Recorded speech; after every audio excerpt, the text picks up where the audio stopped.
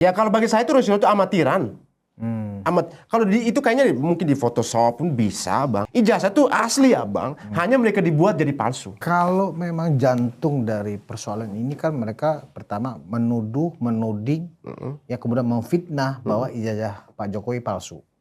Ya kan, padahal mereka megang pun belum pernah, apalagi melihat yang aslinya. Ada keyakinan sepertinya dengan software itu memang ijazah Pak Jokowi itu 1000% asli. Bahwa ini membuktikan bahwa Pak Jokowi ijazahnya asli. Tapi kalau seandainya PDIP benar ingin terkoneksi dengan agenda orang ormas yang ini, maka rusaklah ideologi mereka.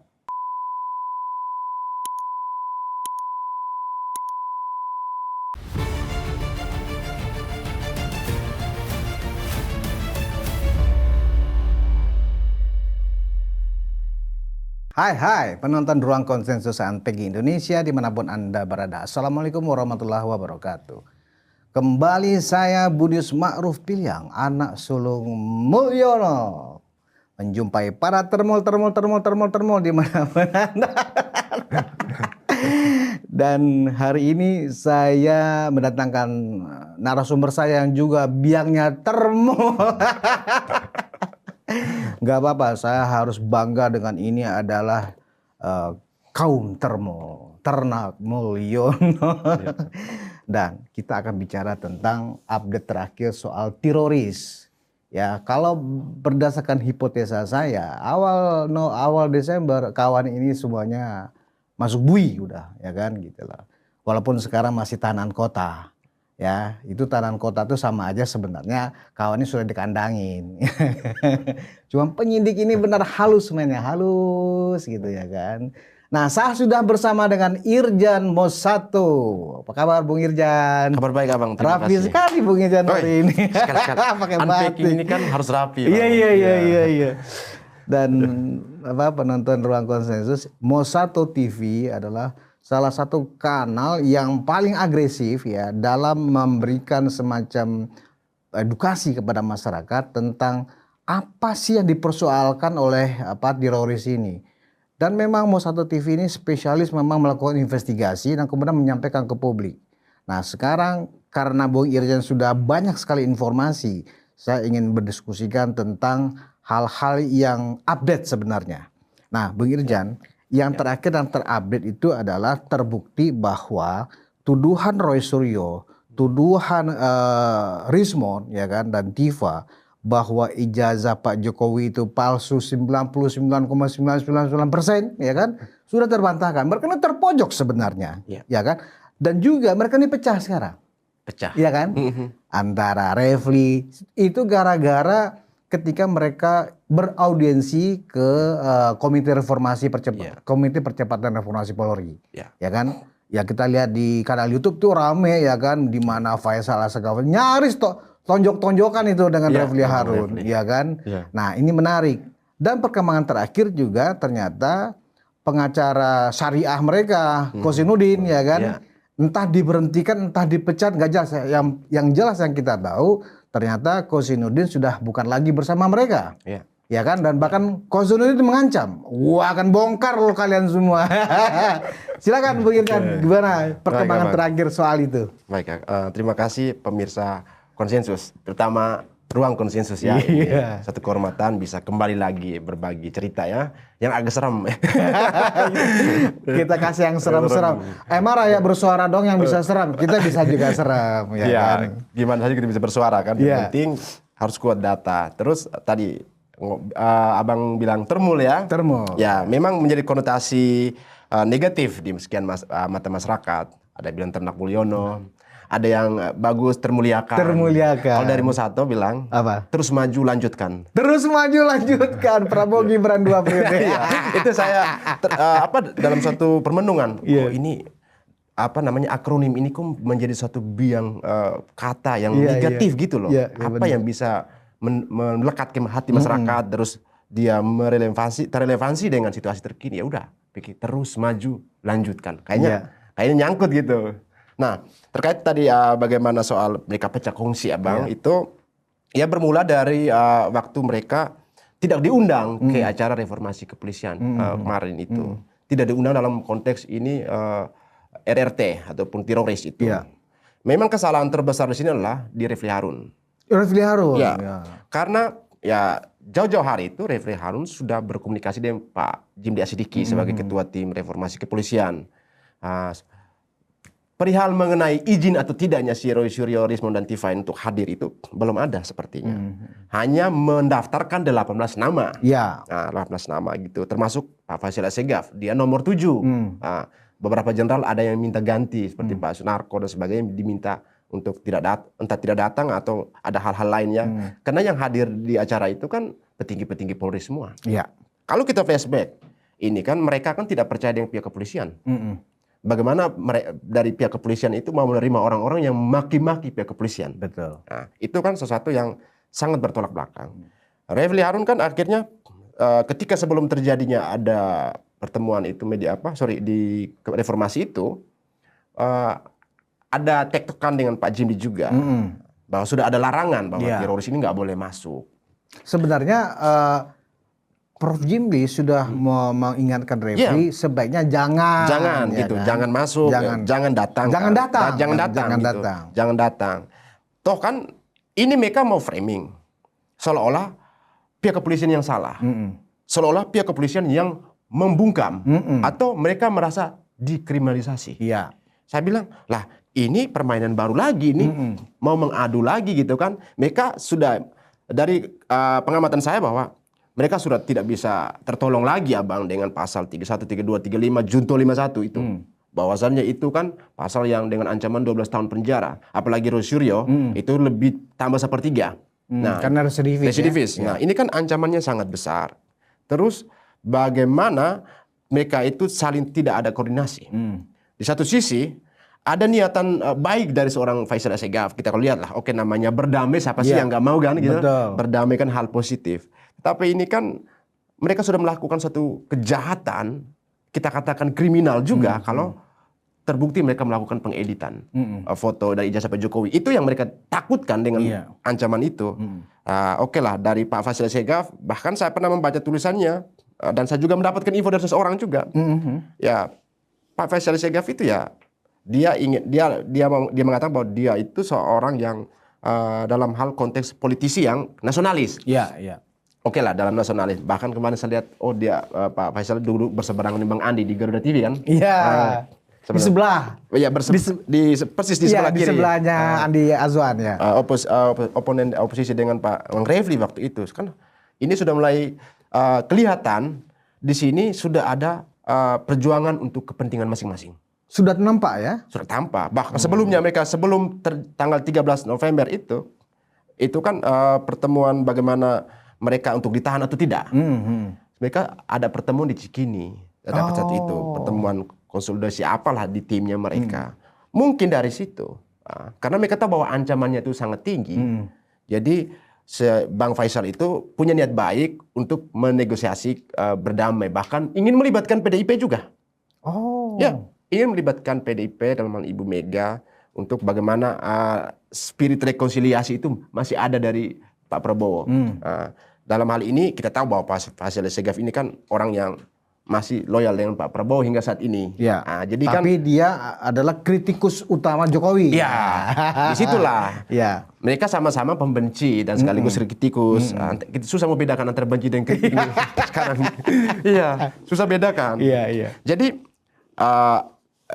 Refli Harun ini kan ya selain bahwa dia adalah seorang pakar hukum tata negara, seharusnya kan dia lebih paham bagaimana proses hukum ini yang sedang berjalan dengan skala dampak dari perkara ini.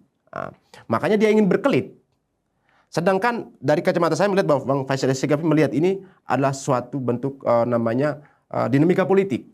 Lebih kepada dinamika politik. Ketika kemarin setelah acara di reformasi kepolisian itu kan masing-masing konferensinya terpisah. Si Kosinudin berbicara sendiri, bahkan mengatakan ada yang mengaku juru bicara dan sebagainya, kan itu kan menyindir si Bang Pak Faisal Assegaf. Kemudian si Refli Harun pun di Garuda TV ya Bang, dia menyebut dia bukan juru bicara. Nah, saya itu mengingat baik kata dia ketika Roy Suryo setelah sidang pemeriksaan itu mereka harus ditahan. dialah orang yang tampil berbicara atas nama Roy Suryo. Dan dia mengatakan saya dimandatkan menjadi juru bicara. Ya. Nah, kita lihat di sini siapa yang bermain. Nah, menurut saya dari keyakinan saya bahwa Refli Harun pemain. Ingin mengambil keuntungan di dua sisi. Oportunis sejati. Refli Harun terbukti. Terbukti itu. Bahkan dia ketakutan ketika Bang Faisal ngancam buka WA. Ada aja interupsi yang dia usahakan untuk supaya tidak terbuka itu WA kan. Iya kan. Kan saya bongkar WA kau kan. Iya. Kan? Jadi kan jadi kelihatan kepentingan mereka ini mereka tidak solid, itu sudah pasti ya, terlihat secara gamblang di atas permukaan. Dan juga salah satu komplain Faisal Assegaf waktu acara di Garuda TV itu adalah, yang angkat kau ketua itu siapa? Itu gimana maksudnya?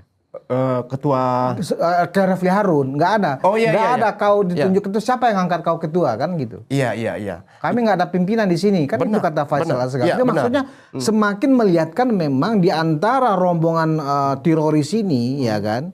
Memang itu semuanya adalah orang-orang oportunis semua. Mereka tuh punya agenda sendiri-sendiri ternyata. Benar. Dan menjadikan ternyata mainan ijazah palsu ini hanya tumpangan kendaraan untuk agenda masing-masing. Ya, soal tumpangan atau bagaimana mereka ingin membonceng itu kan abang lihat aja. Mungkin agak ke belakang dengan saat ada demonstrasi di 25 Agustus kemarin itu kan mereka malah ingin menumpang. Kan ada historinya yang kita lihat di mana saling terkoneksi satu sama lain.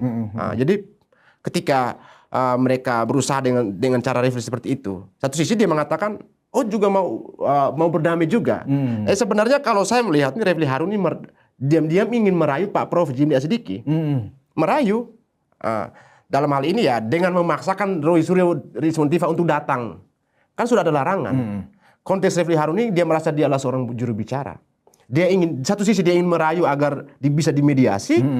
Satu sisi dia teriak adili Jokowi, maksudkan Gibran. Ini yang nggak nyambung ya. Makanya saya bilang antara kritik dan pembenci kan di situ titik letaknya.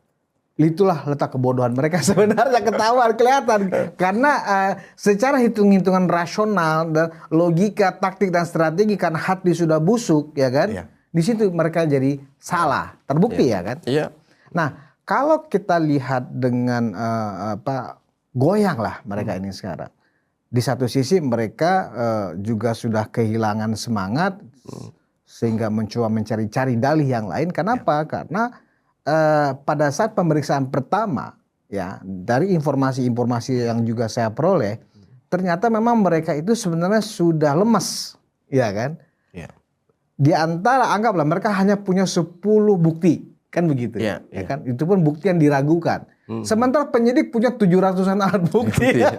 Jadi memang sebenarnya mereka itu sudah sulit mengelak bahwa mereka tuh telah melakukan tudingan yang salah, artinya itu pidana dan mereka sebentar lagi akan masuk penjara karena proses persidangan. Nah, karena ada kemudian pemahaman penyidik, oke lah kalian tidak ditahan. Penyidik tentu punya taktik. Kita biarkan aja mereka di luar, pasti mereka akan bikin kesalahan dan akan terjadi dinamika kelompok istilahnya. Dan terbukti gitu loh. Jadi dari situasi yang berkembang saat ini, Bung Irjan melihat apakah sebenarnya ini sudah titik-titik terakhir ya Pak perlawanan mereka untuk masih bertahan ya kan bahwa ijazah Pak Jokowi itu palsu. Ini masih panjang. Masih panjang. Masih panjang. Mereka akan terus melawan maksudnya? Ya, karena dari secara ilmiah itu sekian banyak artinya dalam hal ini lembaga yang kredibel pun mereka nggak percaya masih masih berbelit seperti ini. Sekarang kan kekentalan dalam politik itu makin kuat. Ya, dengan ada tanggapan-tanggapan seperti dari anggota DPR kemarin. Pak Beni Harman ya. Artinya walaupun tidak secara langsung menyinggung, tetapi konteks yang sangat dekatlah hal itu. Nah, jadi kan publik kan bisa menilai bahwa seorang tokoh politik ataupun public figure berbicara seperti itu. Dan ini kan muncul juga seorang Denny Indrayana. Semuanya Demokrat ya? Si Michael Sinaga pun juga sama. Dia diusung jalan DPR itu kan, calon DPR itu kan salah satu partainya adalah Demokrat. Dan Supan juga Demokrat ya kan? Ya, kabarnya. Ya kan? Jadi Demokrat mau menghindar bagaimana lagi ini ceritanya? Ini sudah menjadi perang bintang sekarang. Oke. Ya. Mereka makin kepanasan ketika Mas Gibran berpidato. Oh, yang waktu di Johannesburg. Di KTT ASEAN itu. Ya, KTT di Afrika Selatan. G20 ya. G20, Oke. ya. Itu kan suatu pembuktian yang tanpa perlu mereka harus perintah. Iya, karena sudah menjadi tugas dan kewajibannya bahwa Mas Gibran berbicara. Artinya kan ibarat kata ya, kita lihat bahwa Mas Gibran tahu diri juga bahwa beliau adalah seorang wakil presiden, pembantu presiden. Kapan harus menggunakan bahasa Inggris dan di mana lokus dan tempusnya kan seperti itu. Betul. Kan. Ini kan mereka menantang. Menantangnya pembuktiannya bukan di Indonesia, di levelnya tingkat ASEAN. Bisa apa mereka coba? Ya kan, jadi hal yang dalam hal ini kan kekuatan politiknya sudah sangat tinggi. Jadi pengamatan saya dengan munculnya oknum-oknum, saya katakan oknum-oknum yang pernah berpartai di Demokrat dan sedang berpartai di Partai Demokrat. Ini kan saya katakan ini perang bintang untuk 2029. Kekuatan politiknya. Masuk juga seorang Pak Jimli Asidiki ini yang di reformasi kepolisian yang harus turut intervensi ini kan. Dengan munculnya jalan mediasi ini kan. Jadi konteks berbicara soal keilmihan, keabsahan ijazah ini semakin dipersempit. Kenapa? Pembuktian mereka tuduhan-tuduhan mereka kan sudah semua kita bantahkan. Bahkan yang terakhir Pak Dumatno itu marah besar. Ya, Pak Dumatno Budi Utomo itu marah besar. Marah, kecewa. Jadi tuduhan bahwa itu foto yang diijazah Pak Jokowi itu sebenarnya foto Dumatno, bukan foto Jokowi, terbantahkan. Terbantahkan. Karena Dumatno-nya ternyata adalah teman dekatnya Andi Aswa. Ya. Dan ini saya tuh merasa heran ketika gini. Mereka tuh begitu yakin mengatakan kami tuh setiap hari orang-orang hukum, akademisi, ahli semakin banyak bergabung di kami. Mereka katakan gitu. Saya bilang iya, semakin banyak bergabung, itu semakin apa? Kalian semakin goblok. Saya bilang gitu apa? Kenapa? Hal yang sangat rasional di depan mata aja. Ini kan semua sudah kita bantahkan. Kita ambil satu aja. Satu lagi. Ini dalamnya kumpulan para tersangka di mereka nih Bang. Kumpulan para tersangka? Contoh? Ya, satu Susu Doaji. Tersangka. Ini Denny Indrayana. Roy. Jadi kan kembali ke situ saya bilang. Kemungkinan ada kerinduan dari orang-orang itu ingin merasakan status tersangka itu gimana sih? Jadi mereka pindah ke sana gitu. Itu ya namanya pilihan hati mereka ya. Tapi dengan adanya ketika seorang Rustam Effendi kemarin tampil begitu percaya diri dapat bersuara, dia sedang mempermalukan dirinya sendiri. Bahkan Pak Dumatno pun berniat kalau mau laporkan si Rustam Effendi pun sangat bisa. Itu. Karena sudah mencemarkan nama baik dia. Soal foto itu dia dapat dari ponaannya, bukan sebagai sumber primer. Anaknya Pak Dumatno itu cewek. Dan anggota DPRD Surakarta kan. Terus foto yang ditampilkan dibilang fotonya anaknya Pak Dumatno. Itu kan fotonya Pak Dumatno. Kita sudah melakukan uji semua. Dan mengkonfirmasi langsung Pak Dumatno mengatakan iya. Jadi teknis dalam ijazah, keabsahan ijazah ini mereka sudah nggak bisa berkelit, Abang. Ancamannya itu.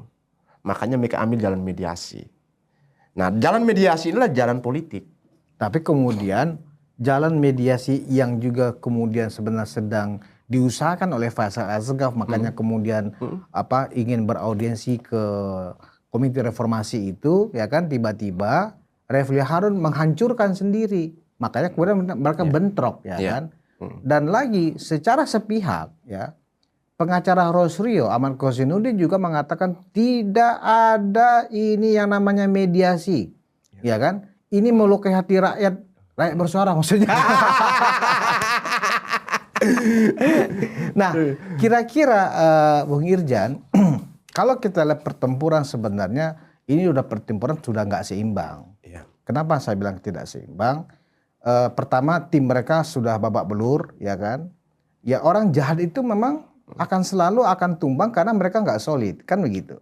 Kejahatan mereka akhirnya akan terbongkar. Nah, kira-kira langkah restoratif justice yang mereka upayakan itu pun sebenarnya juga tidak akan bisa berjalan karena belum tentu juga Pak Jokowi mau. Walaupun Pak Jokowi sudah mengatakan kalau mereka minta maaf ya saya maafkan. Tapi persoalan hukum kan tetap jalan terus kan begitu. Bukan berarti kemudian ketika mediasi kemudian mereka mengakui bahwa mereka salah, minta maaf dan seterusnya. Saya yakin itu hanya retorika. Bagaimana Bung Ian? Dari track record perilaku mereka yang memang orang nggak bisa dipegang mulutnya atau omongannya. Saya ingin mengutip 3 pernyataan yang kuat dari seorang Pak Jokowi. Pertama kan Pak Jokowi dikata silakan saja, terus pintu damai pun sudah dibukakan di awal. Di awal ya betul. Lalu muncul negasi karena kecerobohan ya, kita katakan kekurang ajaran teroris ini. Makanya Pak Jokowi mengatakan, saya dihina sehina-hinanya, direndahkan serendah-rendahnya. Artinya gini Abang, seorang mantan kepala negara berbicara sesuatu yang menyakitkan, terus dengan kata lain bawa baper, itu kan jarang. Jadi kalau terjadi sampai Pak Jokowi mengungkapkan seperti itu, diperkuat lagi dengan sesuatu yang politis. Ada orang besar di balik ini. Kan pernyataan-pernyataan Pak Jokowi itu kalau kita analisis, khususnya saya menganalisis, ini ada apa? Ya, kartu trufnya memang ada di Pak Jokowi. Tahu. Soal pintu mediasi, mereka mau berusaha bagaimanapun caranya. Kalau Pak Jokowi mengatakan tidak, ya tidak.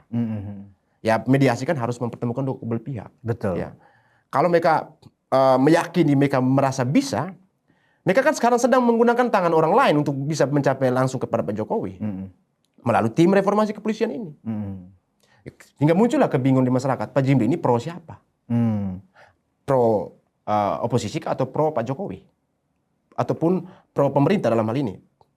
Nah, menjadi ketika Pak Jimli yang sebelumnya mereka tinggi-tinggikan, terus Pak Prof Mahfud ya yang mereka idolakan, ditarik masuk dalam pemerintahan Prabowo Gibran. Tentu kan bukan hanya sosok Prabowo yang dilihat, ada sosok Mas Gibran juga. Ya kan sewaktu-waktu, semisal Pak Prabowo pasti akan terjadi, saya yakin. Suatu waktu Pak Prabowo ke luar negeri. Tiba-tiba ada terjadi sesuatu yang tidak beres dengan di kepolisian. Mas Gibran lah yang harus mengorkestrasi mereka. Pak Prof Jimli, Pak Mahfud. Mereka harus menghormati. Jadi sakit hati mereka, mau tidak mau, tetap mereka tahan, ataupun mereka harus berusaha untuk memudar. Jadi kan saya melihat bahwa persoalan mediasi ini persoalan kepentingan. Bukan persoalan menang kalah. Karena mereka sudah kalah dari awal, Abang. Kalau bicara di antara mereka ini semua punya masing-masing kepentingan, kalau Bung Irijan bisa kira-kira menganalisa nggak? Kalau kepentingan teroris apa ya? Kepentingan Refli Harun apa ya? Kepentingan Kozinudin apa ya? Kepentingan Faisal Asgaf apa ya? Kalau memang masing-masing punya kepentingan, bisa digambarkan nggak kira-kira? Oke. Yang kita menarik benang merah aja dulu. Ya. Bahwasannya ini kan faktor, bukan kata faktor ya, ini terlalu negatif mau kata. Yang menjadi lokus itu Pak Jokowi. Ya, Pak Jokowi is everywhere kan. Jadi punya satu sejarah panjang ya. Abang juga tahu bahwa dulu kan Ormas HTFPI yang artinya orang yang menggaungkan isu ini kan orang-orang dari sana juga. Ya satu bentuk sakit hati kita. Kalau kita katakan sakit hati ke mereka itu mungkin mereka udah batu lah, udah kebal dengan kata-kata itu. Tapi itu layak untuk kita sematkan ke mereka. Jadi soal kepentingan inilah kepentingan bagaimana mereka merasa dibuang ormasnya mereka itu. Kemudian belakangan ini muncul. Bahkan kemarin kan muncul satu tokoh namanya Munarman. Ada di dalam daftar 18 nama itu. Tahu kan Munarman kan kalau nggak salah dia orang FPI kan, HTFPI juga. Jadi orang-orang yang terlibat di dalam kasus ini juga dalam hal ini oposisi, ya, orang-orang yang tidak pernah jauh, bahkan pernah terlibat langsung di dalam ormas itu. Kemudian dengan mereka kemarin demonstrasi dan sebagainya, terus ada ancaman juga bahwa HTFPI akan ini. Kemudian yang saat ini nanti Pak Gubernur DKI Jakarta memberikan suatu approving bahwa 212 akan terjadi di Monas nanti tanggal itu. Kan sudah semakin kelihatan. Yang soal kepentingan ini. Oh, itu yang tadi Bung Irijan bilang ada irisan dengan PDIP ya? Ya. Mungkin kaitannya bahwa PDIP akan salah satu mengendorse terselenggaranya ulang tahun 212. Kan gubernurnya kan orang PDIP. Ya. Iya kan? Kalau gubernur nggak mengizinkan kan nggak bisa. Ya. Ini kan soal diskresi seorang gubernur kan. Ya. Mungkin beliau ingin merasa terima bahwa nasionalis, ataupun kalau kita lihat di zamannya Pak Gubernur yang sekarang ini, belum terjadi adanya chaos ormas-ormas ini, makanya diberi persilakan, mungkin melihat testimoninya baik atau tidak gitu kan. Tapi kan kita tahu lah punya sejarah di belakang bagaimana organisasi itu ketika seorang Pak Jokowi membubarkan itu. Nah, berbeda dengan presiden sebelumnya juga yang membangun skoci-skoci terus menjadikan itu sebagai alat politik, ormas itu menjadi sebagai alat politik yang dalam hal ini yang nyata gitu. Bukankah kalau Gubernur Pramono Anung yang notabene itu memang kental sekali PDIP-nya ya, mengizinkan reuni ini, berarti Pramono Anung ini berarti orang yang tidak menghargai pembekuan FPI yang dilakukan oleh Presiden Jokowi. Karena begini, ketika sebuah organisasi itu sudah dibekukan, artinya sudah dilarang. Kalau mereka mau melakukan semacam reuni kah, ulang tahun kah, harusnya kan tidak diberikan izin. Iya kan? Nah, menurut Bung, apakah ini memang semakin jelas bahwa yang selama ini mereka tutupi bahwa di belakang gerakan Roy Suryo, Rismon dan Tifa ini ada biru, ada merah, kayaknya sekarang semakin berani untuk membuka diri. Bagaimana juga kita lihat Benika Harman, Syarif Hasan, ya kan, siapa tersangka yang di Australia, Denny Indrayana, semakin berani menampakkan diri bahwa memang kami yang di belakang nih. Nah, begitu juga dengan rencana mereka akan mengadakan ulang tahun di Monas 212 yang kemudian mendapatkan izin dari Pramono Anung. Harusnya Gubernur DKI Jakarta tidak boleh memberikan izin karena organisasi yang akan berulang tahun ini, yang akan reuni ini sudah dibekukan. Sama aja ya, Gubernur DKI Jakarta ya berarti tidak mengindahkan keputusan presiden yang sebelumnya sudah membekukan. Ini bukti perawanan bukan menurut Bung Irjan? Saya sepakat dengan apa yang Abang katakan.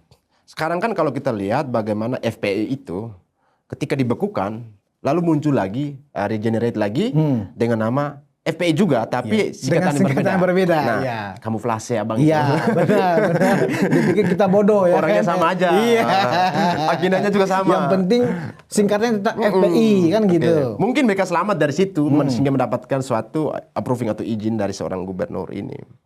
Tapi kita lihat secara politik bahwa gubernur itu walaupun beliau sebagai seorang katakan pemegang tampuk eksekutif di DKI, beliau orang partai. PDIP ini kan harus tegak lurus pada presiden. Ya, kepada ketua umum ketuanya. Oh iya. Jadi kan apa istilahnya mereka PDIP itu kalau pekerja partai, bukan selalu petugas. Iya. Petugas partai. Ya, dalam dua konotasi lah, bisa positif negatif kan. Tapi yang dicerna masyarakat kan lebih kepada suatu kayak menerima komando. Nah, semua harus ikut ya.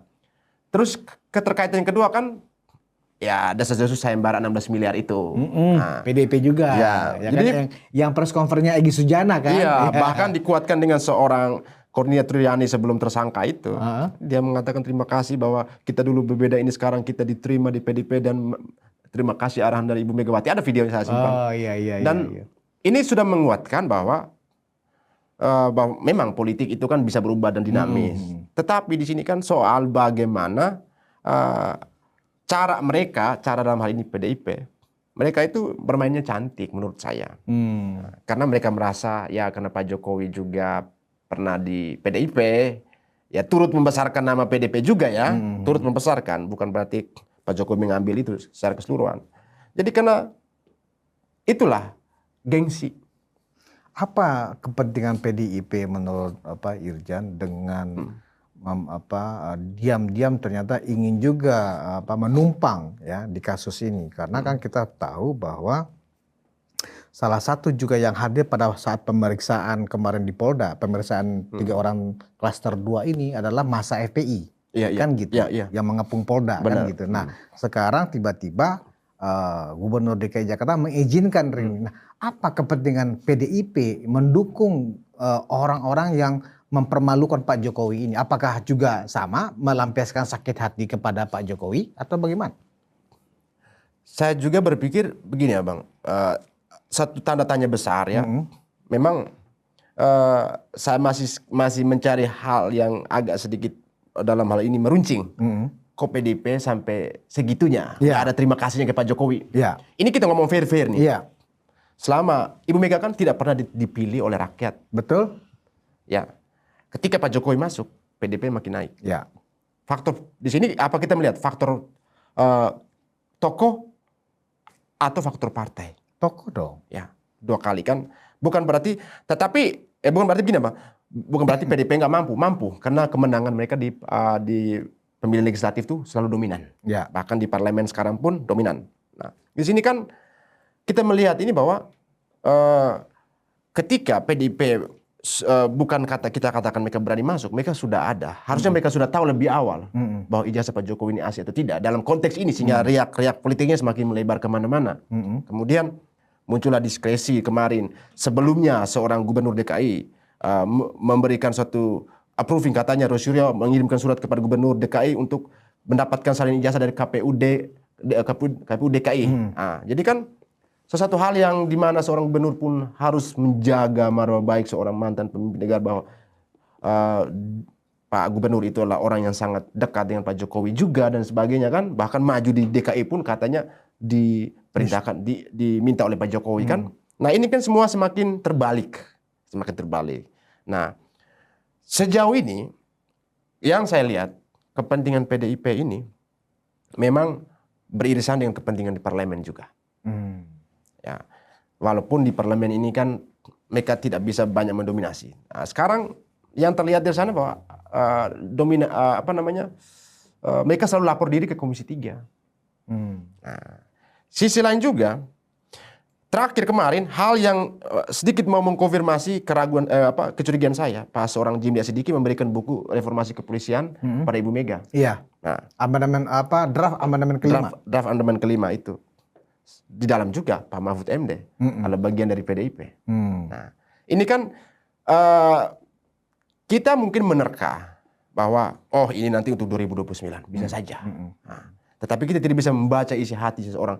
Tetapi kalau seandainya PDIP benar ingin terkoneksi dengan agenda orang ormas yang ini, maka rusaklah ideologi mereka. Iya. Rusak. Di mana mereka begitu kuat, solid mempertahankan ideologi, rusak. Jadi itu satu ancaman bagi PDIP. Justru orang melihat, cerdas, cermat, bernasis politik, counter dari PDIP. Kalau sudah terkoneksi dengan ini barang, rusak ideologinya. Padahal bukan lagi mencirikan PDIP. Jelas, PDIP bukan yang nggak tahu, sangat tahu bahwa ideologi dari FPI ini adalah negara khilafah. Iya. Ya kan? Yang tidak menghormati yang namanya pluralisme, ya kan? Nah, sementara PDIP dengan paham marhennya sangat nasionalis, ya kan? Basis PDIP kan PNI. Iya, PNI, Partai Nasionalis. Seorang nasionalis yang ditanamkan begitu kuat oleh Bung Karno pendirinya, kan begitu. Tiba-tiba sekarang karena sakit hati dengan Pak Jokowi, mereka merelakan ideologi mereka, ya kan? Direndahkan karena punya kepentingan yang sama dengan orang-orang yang menganut paham negara khilafah begini. Nah, bagaimana semestinya kira-kira sikap dari pemerintah ketika situasi-situasi ini kemudian secara telanjang mulai diperlihatkan kepada publik? Sebenarnya kan sudah bermula dari kemarin namanya abolisi dan amnesti dari Pak Prabowo kepada Pak Hasto dan Pak Hasto khususnya. Ya. Itu bermula dari situ. Harusnya PDIP sadar diri gitu. Itu yang menjadi kunci. Berarti sama aja PDIP juga tidak melakukan sikap terima kasihnya kepada pemerintah dong ya? Iya. Kuncinya itu dengan amnesinya Hasto. Iya. Bukan berarti bila orang Pak Jokowi takut ini nanti Pak Hasto bongkar semua. Tidak semua orang akan percaya dengan seorang Hasto. Ya. Karena ini kan kalau berbicara pribadi atau politik, atau dalam hal ini atas nama partai. Nah, tetapi ketika dia dibebaskan, hal yang menyandra dirinya, harusnya Pak Hasto yang harus terima kasih langsung ke istana. Disitulah. Dan beliau juga lah seorang kader PDIP yang sangat kuat melekat hingga saat ini. Itu yang dikatakan. Itu yang kita harus nasionalis dan kita harus fair. Itu yang diingatkan oleh salah satu mantan pendiri PDIP, Laksamana Soekardi dalam satu podcast bahwa sebenarnya Bu Mega ini sudah dibukakan pintu untuk rekonsiliasi oleh Presiden Prabowo, tetapi kemudian Bu Megawati kemudian menghindar, kan gitu loh. Artinya apa? Keinginan Presiden Prabowo untuk membangun bersama-sama, ya kan, tidak direspon dengan baik oleh Bu Mega, padahal sudah memberikan amnesti kepada Hasto, ya kan, sekjen yang dia percaya. Kalau semisalnya Pak Prabowo itu melihat hitam putih, pasti Hasto masuk sampai sudah dalam penjara Hasto sekarang, kan begitu. Nah, Bung Irjan, memang akhirnya kita juga tersadarkan, publik juga saya yakin tersadarkan, entah dia itu termul atau dia keledung, ya kan, bahwa keledung bahwa memang agenda Roy Suryo dan kawan-kawan ini bukan hanya sekedar untuk kalau menggunakan bahasa mereka untuk mencari kebenaran tentang keaslian ijazah Pak Jokowi. PDIP itu paling tahu bahwa ijazah asli Pak Jokowi itu ada dan terkonfirmasi. Nah, karena sakit hati semuanya akhirnya muaranya ke politik. Politik adalah kepentingan, kekuasaan, dan itu muaranya 2029. Nah, secara kasus dulu aja menurut Bung Irjan, yakin nggak dengan perkembangan ini memang teroris dan klaster pertama 5 orang itu pasti masuk Pordio? Saya yakin mereka masuk.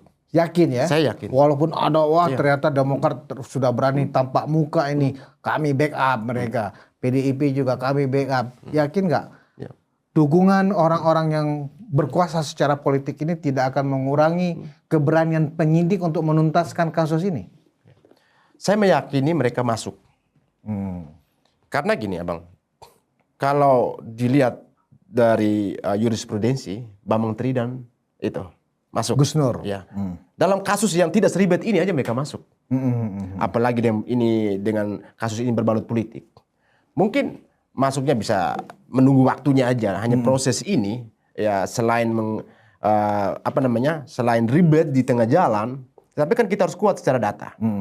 Sisi lain juga kalau kita katakan, saya katakan bahwa yakin mereka masuk. Yang harus dilihat juga bahwa di sini ancamannya itu besar. Muncullah yang namanya restoratif justice, itu adalah bagian dari satu kepanikan bahwa mereka akan masuk penjara. Tetapi untuk restoratif justice ini, Abang, itu sebenarnya meringankan, bukan membebaskan. Meringankan mereka untuk dari katakan penjara dari 12 tahun dikurangin, bukan membebaskan. Itulah sampai ada namanya pasal yang pengeditan itu yang menjadi ketakutan mereka. Tetapi kalau seandainya pasal yang ditersangkakan kepada mereka cuma 310, 311 itu, ya itu saya katakan saya akan ragu juga. Mereka mungkin hanya sebatas tahanan kota saja dan sekedar untuk bisa namanya bebas bersyarat dan sebagainya. Tapi kalau sudah ada pasal-pasal yang di atas 5 tahun yang ancaman itu, nah itu sudah pasti masuk. Dan kepanikan itu muncul tidak hanya dari pihak Roy Suryo. Nah sekarang kan elemen-elemen orang pada masuk semua. Yang mereka bilang, oh profesor datang nih kayak mereka, ada nih ahli hukum masuk nih, oh ada ahli dari mana lagi masuk. Nah itu kan mereka sedang seperti yang Abang katakan dalam diskusi sebelumnya itu, menegakkan benang basah itu. Mereka sudah tahu bahwa ini tidak bisa. Sudah jelas-jelas. Bahkan kita juga menemukan potongan video di mana secara teknis Roy Suryo itu mereka menganalisis bahwa ada indikasi kuat mengedit foto itu, ada cropping dan sebagainya. Udah nggak bisa mengelak gitu ya? Itu nggak bisa. Itu pasalnya tinggi sekali. Manipulasi manipulasi dalam rekayasa teknologi itu. Artinya ada kontes yang dilakukan bahwa ijazah itu asli Abang, hanya mereka dibuat jadi palsu. Dibuat-buat jadi palsu. Dan kalau memang jantung dari persoalan ini kan mereka pertama menuding, ya kemudian memfitnah bahwa ijazah Pak Jokowi palsu, ya kan? Padahal mereka megang pun belum pernah, apalagi melihat yang aslinya. Nah, perkembangan yang Bung Irjan ketahui, apakah ya pada saat persidangan nanti ijazah asli Pak Jokowi itu memang ada dan akan diperlihatkan dan betul asli? Nah, ini yang akan jadi panjang. Karena ketika dalam proses katakan Polda mau gelar perkara, sidang KIP dibuka. Nah ini kan jadi nyambung nih. Jadi kalau mereka melibatkan KIP dalam hal ini sebona tua silahi. Urus dengan KIP, terus soal bagaimana administrasi jasa Pak Jokowi dikaitkan dengan kearsipan di ANRI itu ya. Kemarin saya bertemu Pak Boy Kanu juga, beliau menjelaskan banyak hal dan saya menyerap berbagai macam hal yang dalam hal ini yang belum saya dapat informasi. Dan itu memang benar. Beliau mengatakan memang konteks ini adalah dua proses hukum yang paralel. Ketika mereka sengketakan di KIP di sana, berbeda juga dengan di pidana. Administratif sama yang pidana. Nah, mereka memaksakan bahwa ketika katakan di KIP itu tidak terbukti asli, harus menghadirkan yang aslinya. Nah, kita tahu bahwa sampai Roy CS ini ditahan karena alat buktinya sudah dipegang oleh penyidik. Dan dalam hal ini ijazah Pak Jokowi itu sudah disita di sana. Barang itu tidak bisa dipindahkan, ya, dipakai ataupun apapun, ada pasal berapa saya lupa itu. Barang yang menjadi alat bukti.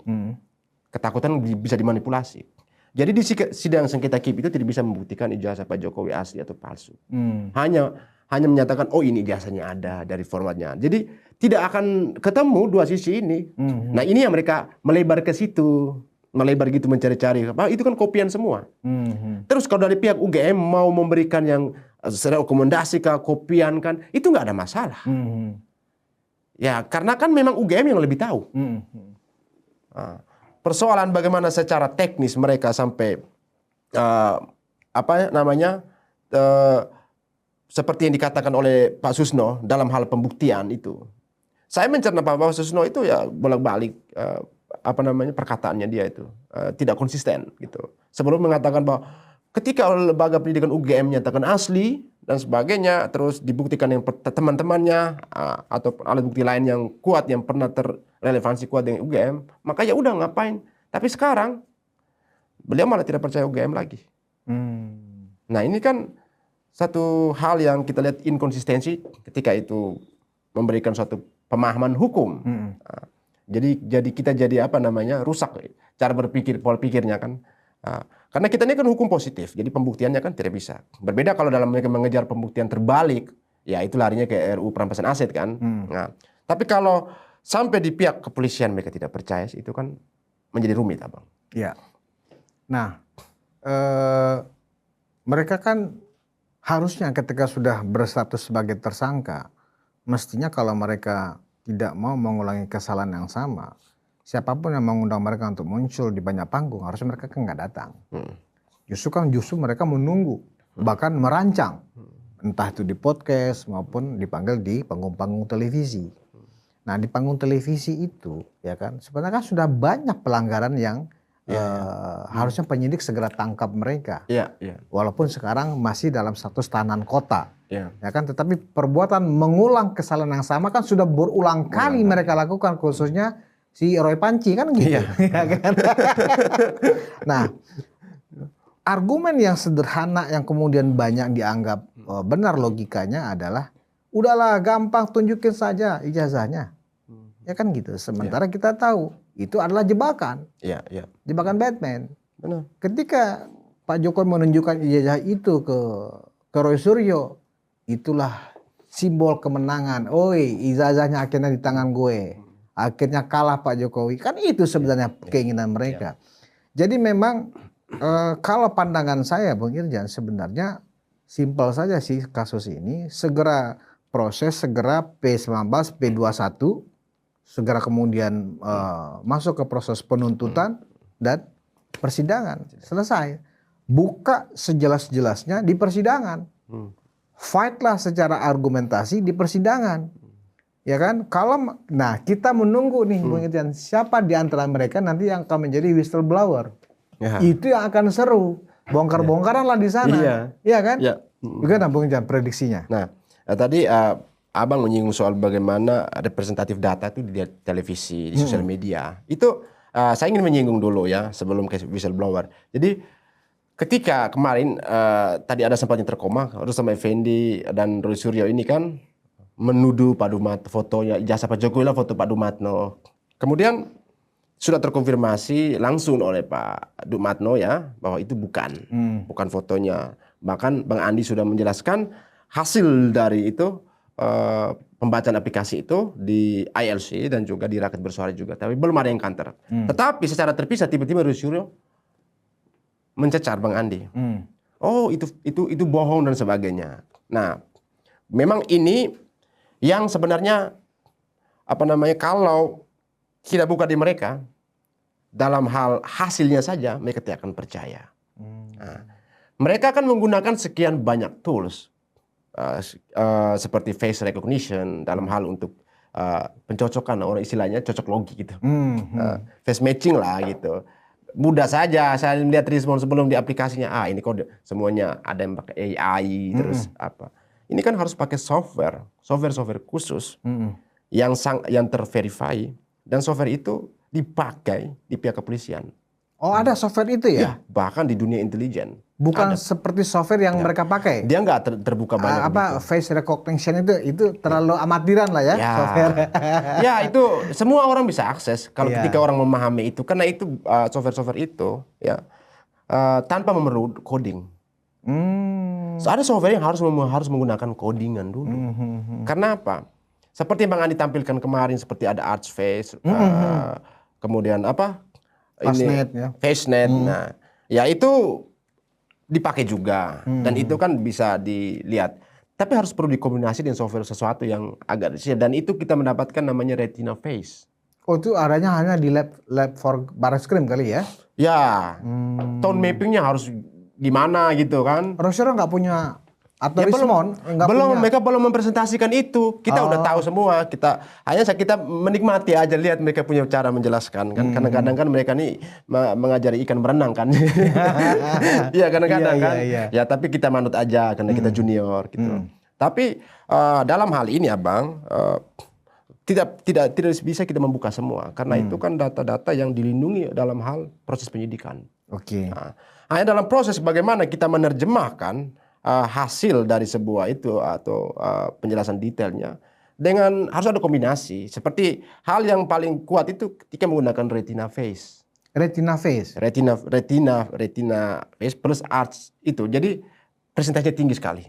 Walaupun posisi Pak Jokowi menyamping kayak gini, kemudian dibandingkan dengan foto Pak Jokowi langsung ketemu. Karena dia menganalisis wajah itu punya standar. Dia akan mengikuti perkembangan usia aplikasi itu.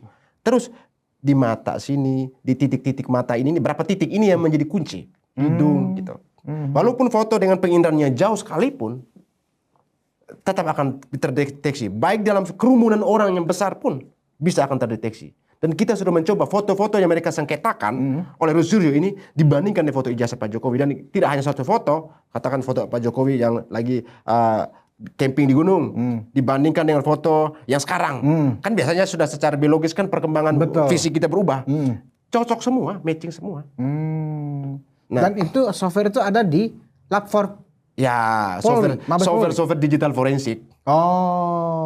Software orang digital forensik, dan itu kan ya pasti sangat tidak mungkin dipublikasikan sembarangan. Artinya nanti dalam bayangan Bung Irjan, pada saat persidangan, kalau memang ingin dibuktikan bahwa ijazah itu asli berdasarkan pihak-pihak yang memang punya kapasitas ya kan secara profesional untuk mempresentasikan itu ke depan majelis hakim, ada keyakinan sepertinya dengan software itu memang ijazah Pak Jokowi itu 1000% asli. Dan harus ahlinya orang digital forensik yang harus mempresentasikan itu. Walaupun kita secara teori bisa membaca, diberikan narasi, terus kemudian atau dijelaskan dan sebagainya. Tetapi kewenangan penuh hak itu untuk mengoperasikan itu adalah seorang ahli digital forensik. Bukan hanya sekedar bertitulkan telematika gitu, ahli telematika. Bisa. Harus ada komunitas, harus bersertifikat dan sebagainya. Sementara kan Rizwan nggak punya sertifikat kan kita. Nggak jelas itu. Ijazahnya bodong katanya. Bodong. Nah, saya pastikan bodong itu Bang.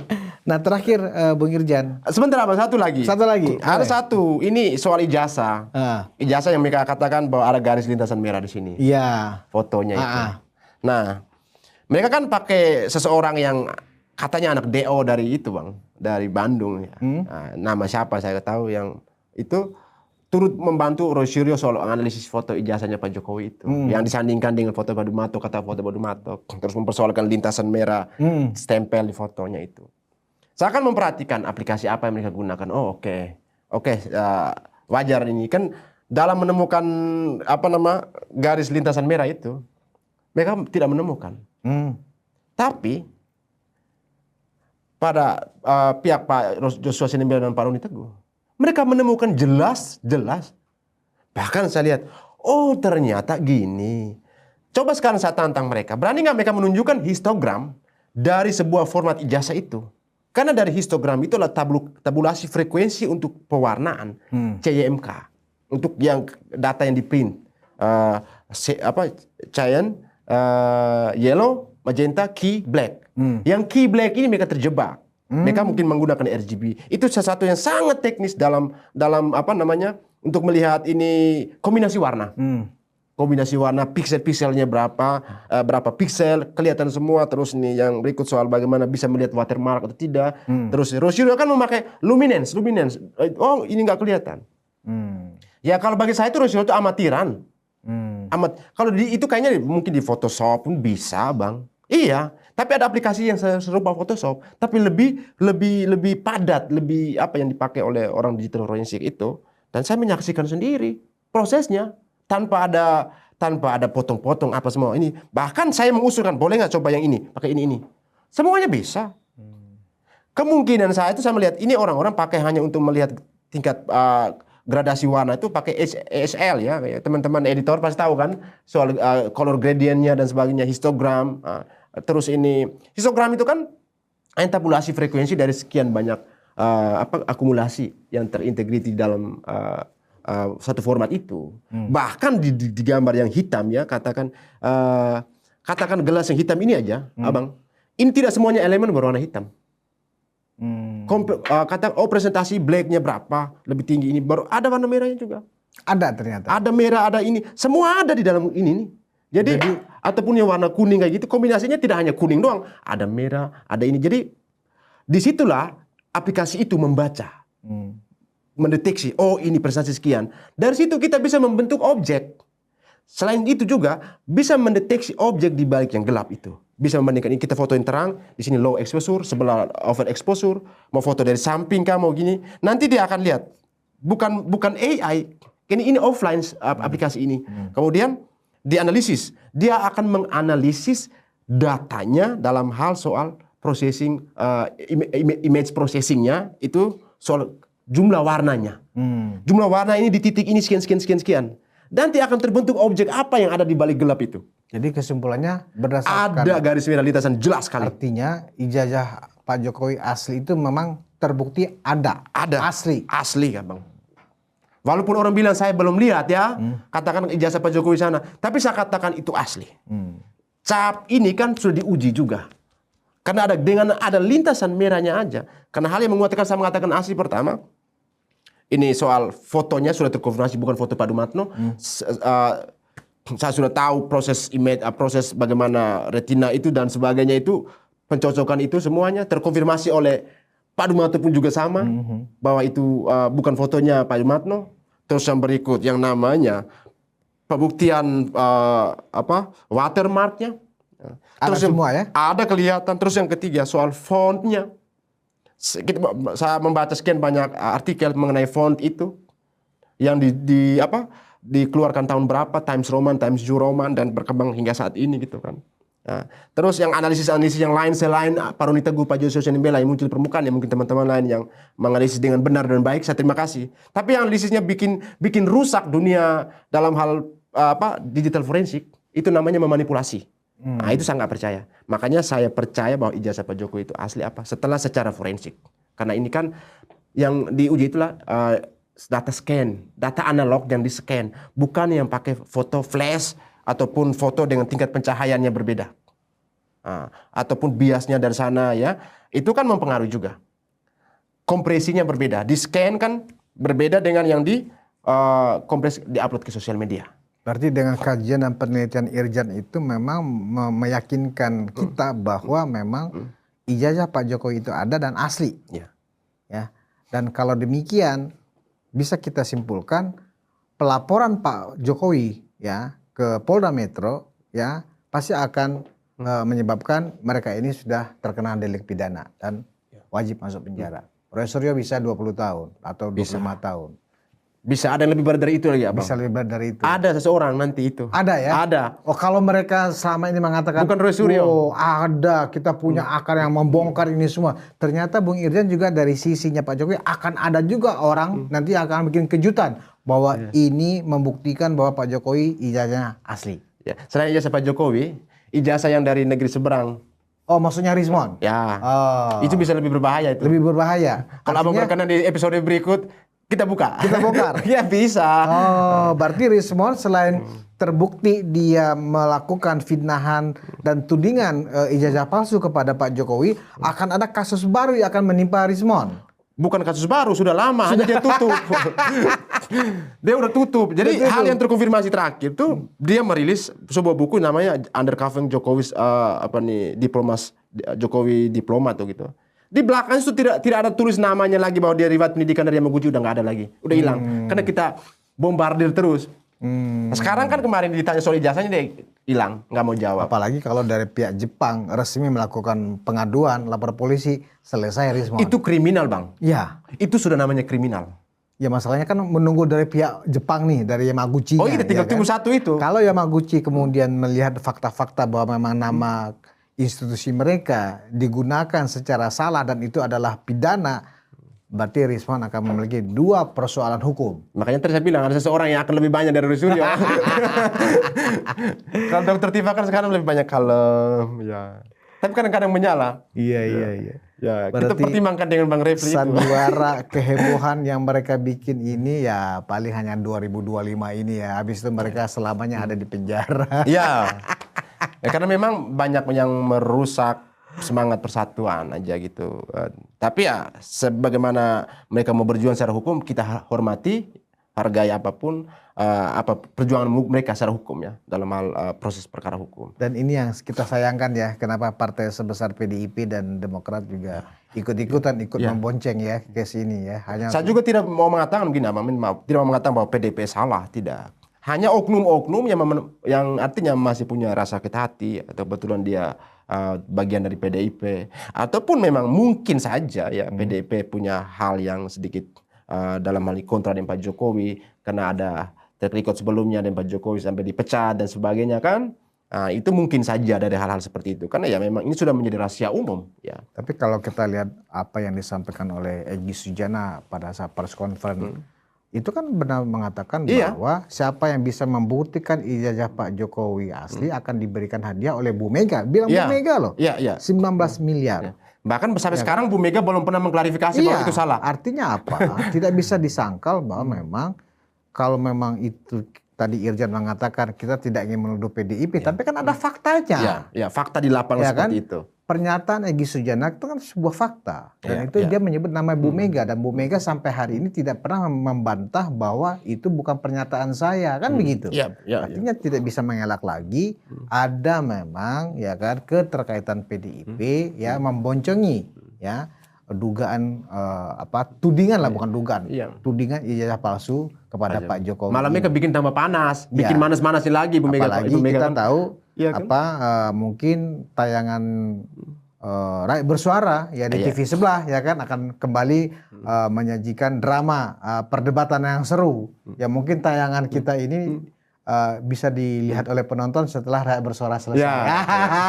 Pokoknya Pak Jokowi orang baik. Iya. Melawan orang baik itu biasanya terkatung-katung. Terima kasih Bung Irjan. Siap. Penonton Ruang Konsensus Unpacking Indonesia, di satu sisi kasus atau drama Roy Suryo dan kawan-kawan ini sebenarnya sudah semakin ke pinggir, tetapi tiba-tiba menjadi ke tengah lagi ya. Ternyata ada dua partai besar yang tidak bisa mengelak lagi, memang ada kaitannya dengan persoalan ini. Dan kita tunggu klarifikasi dari Partai Demokrat dan Partai PDIP terkait dengan dugaan ini. Walaupun sudah dibantah oleh sejumlah petinggi-petinggi Partai Demokrat ya kan dan juga PDIP, tapi banyak bukti yang juga tidak bisa dihindarkan bahwa kalau kita menggunakan analisa yang sifatnya fakta, PDIP dan Demokrat ada apa dengan kau? Terima kasih atas perhatian Anda. Kita bertemu di Ruang Konsensus berikutnya. Wassalamualaikum warahmatullahi wabarakatuh.